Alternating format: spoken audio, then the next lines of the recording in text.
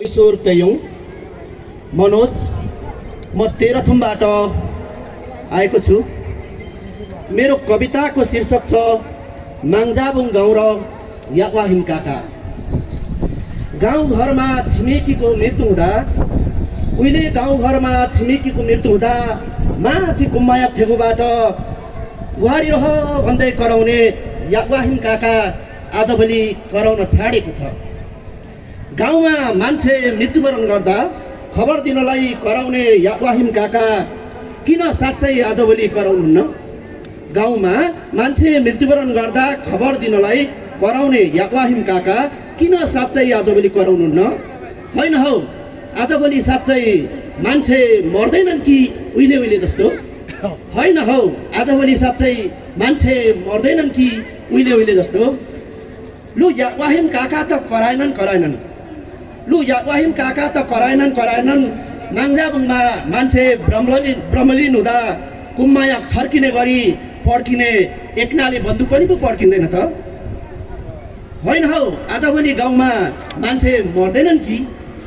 उहिले त छिमेकीको मृत्यु हुँदा तुम्बे गाउँको माथि माउवा डाँडामा निस्केर गुहारी रह फलाग खेमासा पोक्से खेमाहिम बेगेरो उपचार गर्दा पनि सन्चो नभएर आफ्नो स्वर्गको बाटो गयो हे भनेर कराउँदा त्यो खबर सुनेर पारी माङ्जाबुङ अमलाबुङ सम्मका नातागोता कुल कुटुम्ब भेला भई दुःखमा आँसु झारेर थमथमाउँदै मान्छे जन्मेपछि एक दिन त सबैले मर्नुपर्छ, जानेको बाटो छ बाँच्नेको माटो छ, लेखाश्वरीले नै यति लेखेछ भनेर सहानुभूति दिँदै दुःखमा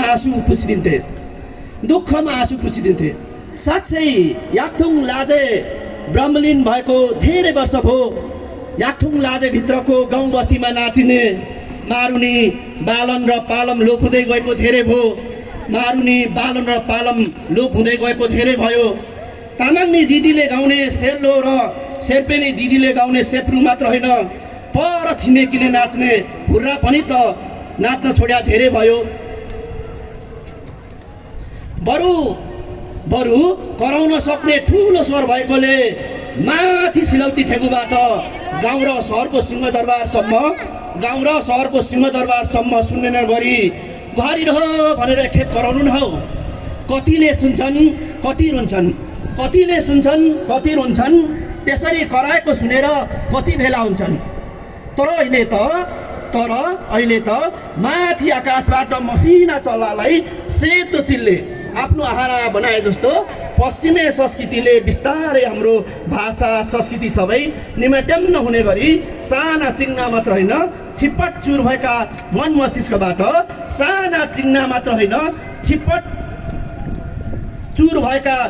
मस्तिष्कबाट समेत बसाइ सरेर गाउँ रित्तो भएसरी अहिले भाषा संस्कृति समेत बसाइ सरेर उहिले राजा सवारी हुँदा बाजे र नातिले माथि आकाशमा देखेको हवाईजहाज चढेर पर जुजु बाजेको दुश्मनको देशमा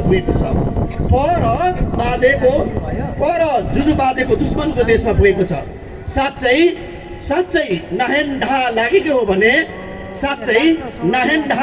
हो भने माथि मुकुमलुङ पाथिबरा गएर कान्छी युमाको नाममा ढागो तागेर चोमुलुङमासम्म सुनिने गरी शङ्ख ध्वनि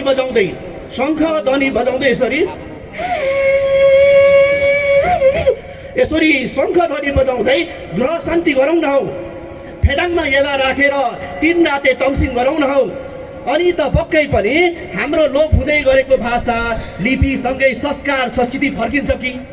अनि नयाँ पुस्ताले देख्छन् होला, त्यो देखेर नयाँ पिँढीले सिक्छन् होला। अनि पो यो माटो आफ्नो जस्तो लाग्छ, यहाँ बोलिने भाषा आफ्नो जस्तो लाग्छ, यहाँ नाचिने नाचहरू याकथुङ लाजेबाट उब्जिएको सुन्दर सिर्जनाहरू जस्तो लाग्छ। सेवारो नोगेन।